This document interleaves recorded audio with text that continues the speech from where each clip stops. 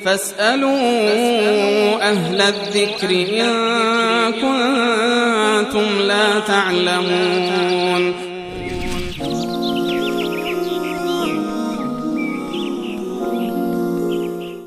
آقای رئیسی از قصرقند پرسیدن که در حالت جنابت ذبح کردن بز و گوسفند چه حکم شرعی داره؟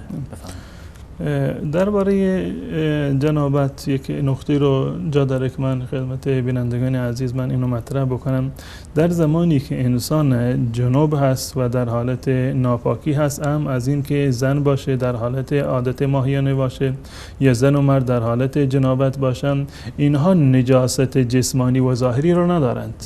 یعنی نجاستی که هست یک نجاست معنوی و حکمی هست، به این معنی که این فرد اجازه نداره که نماز بخوند یا مثلا قرآن رو دست بزند، یا زنان در این صورت مثلا اجازه ندارند که مثلا روزه بگیرن.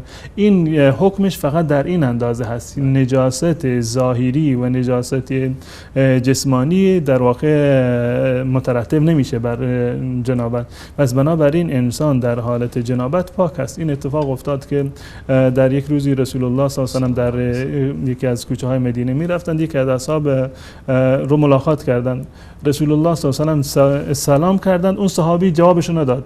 رفتند خونه، دوباره بعد از مدتی دوباره برگشتند، اومدن محضر رسول الله صلی الله علیه و آله و معذرت خواستند که یا رسول الله ببخشید من به خاطر این جواب شما رو ندادم که در حالت جنابت بودم. رسول الله فرمودند که سبحان الله، مؤمن نجس نمیشه، مؤمن در هر حال پاک هست و این نجاست یک نوع نجاست حکمی هست. یعنی در این زمان انسان اجازه نداره که نماز بخونه، به قرآن دست بزنه، یا زن در حالت عادت ماهیانه و نفاس نمیتونه روزه بگیره یا نماز بخونه. از نظر بدن و ظاهرش هیچ گونه نجاستی مترتب نمیشه و عرقش، لعاب دهانش و در واقع اینا کاملا پاک هستند و به هیچ عنوان نمیشود اینا رو حکم نجاست بر اینها صادر کرد.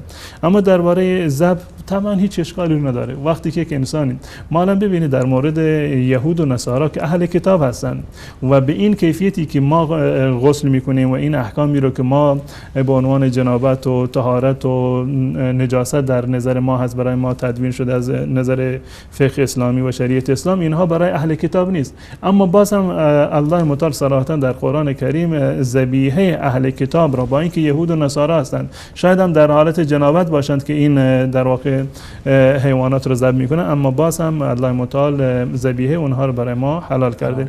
پس بنابراین ذبیحه مسلمان به طریق اولا، اهم از این که زن باشه یا مرد باشه.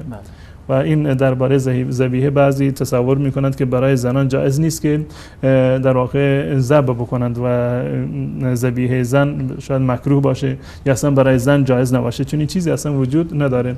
و در روایتی هست که در زمان رسول الله صلی الله علیه و آله یک کنیزی گله رو داشتند و یکی از گوسفنداش در حال مرگ بود، برای چراک برده بودن و ایشون در اونجا حتی کاردی هم همراهش نبود. یک سنگی رو شکافت و قسمت تیزش رو برداشت و سر اون در واقع گوسفند رو برید.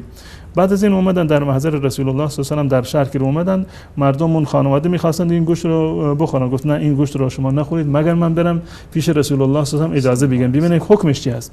اون از این نظر می‌خواست حکمش رو بپرسه که من با کارد اینو ذبحش نکردم، با سنگ ذبحش کردم، سرش رو بریدم.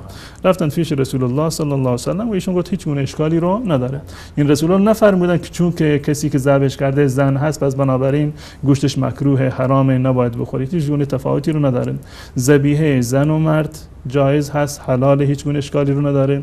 و همچنین ذبیحه یک جنابت هم چه زن باشه چه مرد باشه، در این حالت اگر ذبح بکنند حلال، هیچ گونه اشکالی رو نداره. و حتی یک مورد دیگری در بسیاری از مناطق هست، بالفرض اینو چی میکنن و چون که در این برخی از مناطق این رواج پیدا کرده، میگن ذبیحه کسی که ختنه نشده حرام، جایز نیست، چون این چیزی هم کاملا مطلقاً وجود نداره. وقتی که انسانی مسلمان هست، این ذبیحهش کاملا 100% حلال هست، چه حتی بسم الله گفته باشد و یا حتی بسم الله هم نگفته باشد، باز هم ذبیحهش حلال هست و هیچ گونه اشکالی را نداره.